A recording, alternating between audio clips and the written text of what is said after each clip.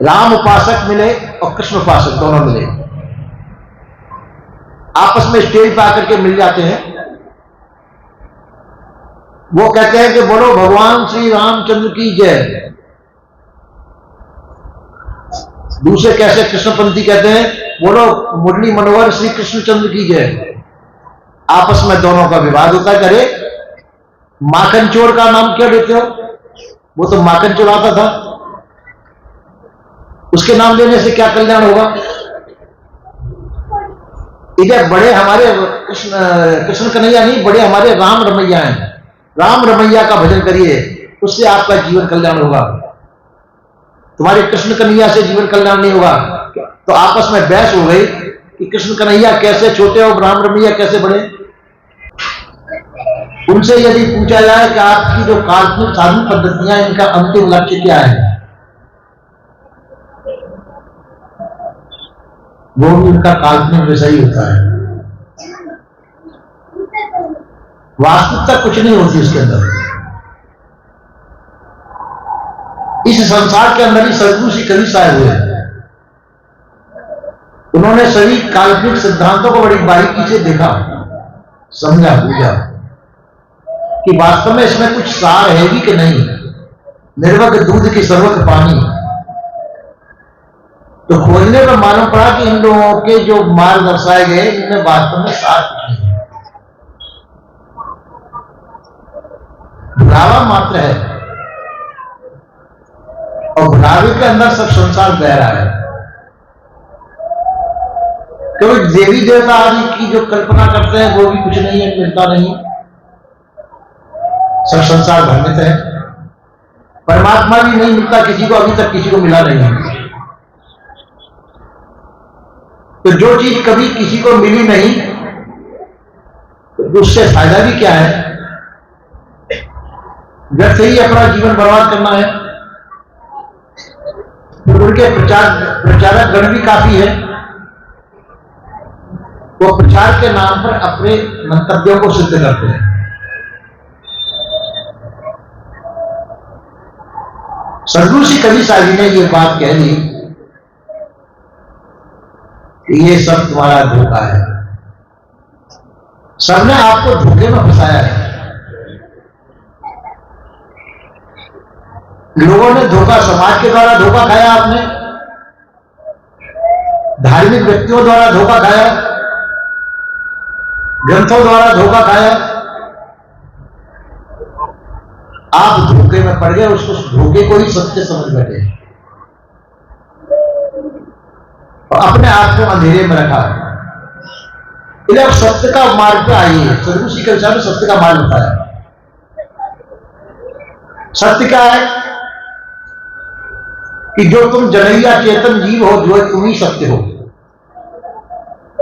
तुम सत्य और तुम्हारी मानी हुई मानंदी मिथ्या है। अब अपनी मानंदी का मोह का त्याग कर दें। जो आपने माना है उस मानंदी के मोह का त्याग कर दें तो आप शेष रह जाएंगे। आप ही सत्य हैं, पर हम मानंदी का मोह नहीं त्याग पाते हैं।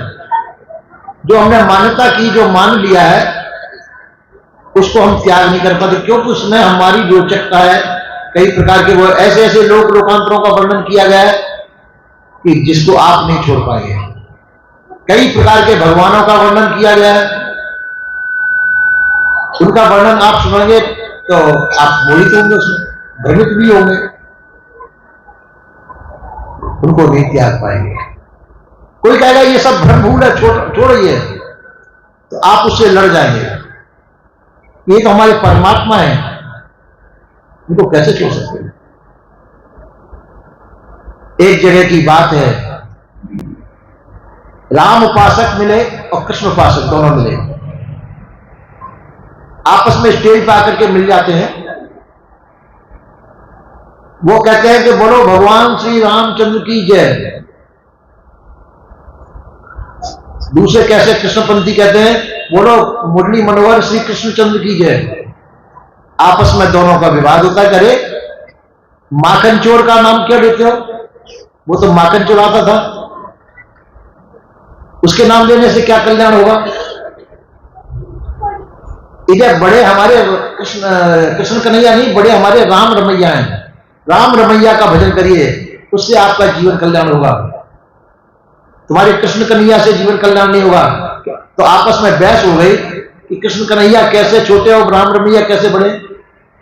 उन्होंने कहा कि देखो, कृष्ण रात में पैदा हुए, चोरी से पैदा हुए, और रात में ही उनको जो है जहां से पैदा हुए वहां से भागना पड़ा। अगर दिन हो जाता तो उनको मालूम पड़ जाता, कंस मार देता उनको, तो रात में उनको भागना पड़ा। इसलिए वो चोर थे। और देखो, हमारे रामचंद्र जी दिन में पैदा हुए और खूब नगाड़े बजे, नगाड़े गाजे बाजे के साथ में पैदा हुए और हर्षोल्लास हुआ। इसलिए जो चोर बड़ा होता है कि साहू बड़ा होता है। हमारे राजा रामचंद्र जी जो है राजघराने में पैदा हुए, और तुम्हारे जो है कृष्ण कन्हैया जेल में पैदा हुए। तो जेल में तो अपराधी रहता है, इसलिए तुम्हारे कृष्ण कन्हैया बड़े नहीं, हमारे राम रमैया बड़े हैं। फिर आगे बहस चलती है। देखो, कृष्ण ने एक मुख वाला कंस को मारा और हमारे राम जी ने 10 मुख के रावण को मारा। इसलिए हमारे राम जी बड़े हैं। आखिर में बहस तो बहुत चलती है, कहां तक जाऊं? हम भी शिपिला।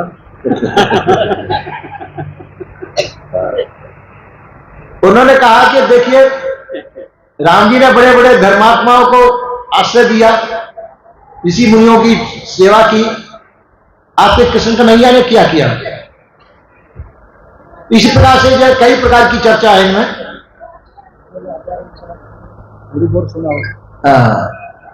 तो जैसे करते करते जो है दोनों आपस में विवाद में फंस गए। उन्होंने कहा कि देखो, हमारे जो है कृष्ण कन्हैया के 16,108 पुत्रानी थी और आपके राम जी के एक ही रानी थी। तो हमारे कृष्ण कन्हैया के जो 16,108 पटरानियां थी, उनको सबको उन्होंने सुख दिया, अलग अलग व्यवस्था की। और आपके राम जी के एक रानी थी, एक रानी को भी सुख से नहीं रख सके। तो हमारे कृष्ण कन्हैया बड़े हुए थे, आपके राम जी बड़े हुए, और आपके राम जी जो है कभी सुख में नहीं रहे। जंगल में निकल गए हो, जंगल में आप दुख ही दुख पाया। राज में आया तो सीता का वियोग हुआ, पत्नी से वियोग हुआ तो दुखी हुए। और हमारे कृष्ण कन्हैया सदैव सुखी रहे, चैन की बंसी बजाते रहे, और राम जी भयभीत रहे, हरदम हथियार बांध के तैयार रहे लड़ने बढ़ने के लिए। लोग तो भयभीत थे। हमारे कृष्ण कन्हैया जो है निर्भय थे, चैन की बंसी बजाते थे। हमारे कृष्ण कन्हैया बड़े थे, आपके राम रमैया बड़े नहीं थे। इस प्रकार से दोनों में बहस हो गई। तो दोनों में फिर आखिर में मेल हुआ कि कोई बात नहीं, समय आने पर राजा भी चोरी कर लेता है, टैक्स के रूप में चाहे कैसे भी रूप में। तो चलो, तुम्हारे कृष्ण कन्हैया ने भी चोरी की तो कोई बात नहीं, खाने पीने की चोरी की, माकर मिर्ची की चोरी की। अरे माकर मिर्ची की चोरी नहीं, वो कृष्ण कन्हैया आंखों के काजल चोर भी थे। वो कैसे हुआ इसके भी दिखा देता हूं। एक दफा वो जंगल में गए गाय चराने के लिए। उन्होंने कहा कि ग्वाल वालों ने कहा कि आज तेरी मैया ने काजल भी नहीं लगाया कन्हैया? अच्छा, नहीं लगाया, भूल गई होगी, अभी लगा के आता हूं। एक सखी सो रही थी तो कपड़े से उसके आंखों का काजल छुड़ा करके अपनी आंखों में लगा दिया। जब से उनका नाम काजल चोर पड़ गया। इसमें अब ऐसे चोरों की चर्चा कहां तक करूं?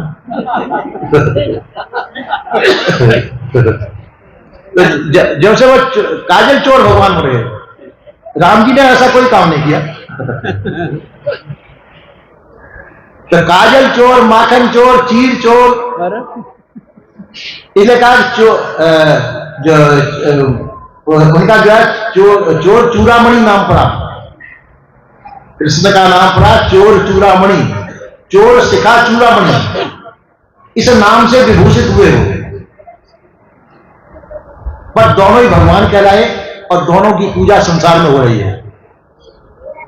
संसार उनको चाहता है कि अभी भी हमको मिल जाएंगे, हजारों साल उनको शरीर छोड़े हो गए, अब आप उनके पीछे पड़े हुए कि वो हमको मिल जाएंगे, कैसे मिलेंगे? मिल सकते हैं क्या? तो भूल में के बिना भूल में तो पड़े हुए हैं। जब आपके बाबा परबाबा शरीर छोड़ गए, अब मिल सकते हैं क्या? वो नहीं मिल सकते। और हजारों साल जिनको मरे हुए हो गए वो कैसे मिल सकते हैं? अब आप वृंदावन में जाइए, वृंदावन में हाँ श्याम सुंदर कराते हुए जाते हैं लोग, भक्त लोग श्याम सुंदर की जब उसमें।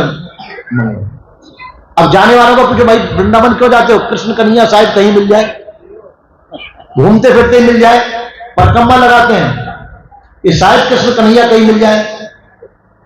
पर ये सब झूठी आशा हो, सभी झूठी आशा में सब भ्रमित है। सदगुरु श्री कबीर साहब ने इसका पर्दाफाश किया कि आपके अलावा आपसे भिन्न आपको कभी कुछ नहीं मिल सकता है। आपके आप ही है, आपको दूसरा आपसे भिन्न नहीं मिल सकता है। ये आप सत्य है और आपकी जो मानिंदी है मिथ्या, जो मानिंदी की है राम कृष्ण आदि देवी देवता भूत प्रेत ईश्वर खुदा परमात्मा जी, ये मानिंदी मिथ्या है, झूठी है। इसे मिथ्या मानिंदी का त्याग कर दीजिए। आप इस मिथ्या मानिंदी के गुलाम बने हुए हैं। मिथ्या मानिंदी को आप त्याग दें तो आप स्वतंत्र स्वाधीन हो जाए। आप स्वतंत्र स्वाधीन हो सकते हैं मिथ्या मानिंदी को त्याग कर दें तो ये जब बताया सदगुरु श्री कबीर साहब ने निर्णय दिया अपना, आप सुखी कब हो सकते कि आप स्वतंत्र का मानसिक और भौतिक, मानसिक रूप से भी स्वतंत्र हो और भौतिक रूप से भी स्वतंत्र हो। मानसिक रूप से कोई जो मानसिक जो कल्पनाएं जो आपने कर रखी हैं इनका जो है त्याग कर देगा, और भौतिक जो आपने नाते गोते रिश्ते इनको जो अपना रखा है इनके आप गुलाम बने हुए। हमारे परिवार हमारी सेवा करेगा, हमारे बच्चे हमारी सेवा करेंगे, और बच्चे सेवा नहीं करते, माता पिता को दुखी देते हैं, और जिंदगी भर जो लड़के बच्चों की सेवा में माता पिता को गुजार देते हैं। और शायद ही कोई धन्य भाग होगा जो माता पिता की सेवा करता हो। वास्तव में तो एक असली बात बताऊं आपको, जो माता पिता की सेवा नहीं करते वो माता पिता धन्य है। जो माता पिताओं को जो सेवा नहीं करते उनको दुख देते उनका जीवन धन्य है, और जो माता पिता की सेवा करते हैं उनका जीवन धन्य नहीं। वो माता पिता अपने संतान के मोह में अंतिम समय तक पड़े रहेंगे, वो भजन नहीं कर पाएंगे। और जो शुरू से माता पिता का तिरस्कार करेंगे तो वो कम से कम पुत्र मोह संसार का मोह त्याग कर भजन तो करेंगे। इसलिए माता पिता की सेवा करने वाला पुत्र सुखी वो ठीक नहीं है। नंबर आ रहा है आप लोग। माता पिता की सेवा करने वाला पुत्र ठीक नहीं। पुत्र कौन सा ठीक है? जो माता पिता का तिरस्कार करके तुम भजन करो, क्यों घर में पड़े हो? कब तक इसमें पड़े रहोगे? तुमको कल्याण करना है नहीं। तो जब संतान से दुखी हो जाएंगे तो भगवान का भजन, हरे का हरि नाम, कम से कम भगवान का भजन तो करेंगे। और नहीं तो जिंदगी भर उनके मोह में पड़े रहेंगे, भजन नहीं हो पाएगा। भजन के लिए जरूरी है सबका मोह त्यागना। आप लोग बैठे तो ऐसा नहीं समझ बैठे हम भी माता पिता का अपमान करें। आप अपमान न करिए, सेवा करिए। पर वास्तव में यह कि वास्तविकता यही कि संसार का मोह त्यागना, संसार का मोह त्याग। संसार में कोई असलियत नहीं, चाहे आपके पुत्र आपकी सेवा करें चाहे न करें, अंतिम समय तक आपके संग कोई नहीं रहेगा। सेवा करने वाले भी छूटेंगे और माता पिता को दुख देने वाले भी छूटेंगे। छूटने सभी हैं, शरीर छूटेगा, शरीर के साथ में आपके सभी संबंधी छूट जाएंगे। आपके मित्र भी छूटेंगे, आपको दुख पहुंचाने वाले दुश्मन भी छूटेंगे, दोनों छूटने वाले हैं। इसलिए हर्ष शोक का त्याग कर देना चाहिए। ये हर्ष शोक ही बंधन है। हर्ष शोक का त्याग करके आप अपना ध्यान रखें, क्योंकि हर्ष शोक ये शरीर संबंध से है। संबंध जितने भी शरीर संबंध से हैं, तो शरीर संबंधियों का त्याग करके आप अपने आप में, आप चेतन है, ज्ञान स्वरूप है, आप शरीर नहीं है। और आप परतंत्र भी नहीं है, आप स्वतंत्र हैं। और आप कौन है? जिस सत्ता से शरीर चलता डोलता बोलता वह सत्ता आप है, शरीर आप नहीं। जिस सत्ता से शरीर चलता डोलता बोलता वह आप है। तो आप अपने आप को जान करके अपने आप में ही शांत हो, अपने आप में ही मग्न रहे। आपका अपना आपसे भिन्न नहीं, आप स्वयं हैं। आप अपने आप को जान करके काय के द्वारा सत्संग ज्ञान बोध विचार के द्वारा संतों के सत्संग ज्ञान बोध विचार के द्वारा अपने आप को जान करके अपने आप में ही शांत और मुक्त हो और संसार का मोह त्याग दें। भ्रम और मोह ये बहुत बड़ी फांसी है, जाल है। भ्रम और मोह का त्याग करके आप अपने आप में शांत हो, ये सदगुरु श्री कबीर साहब जी का उद्देश्य है।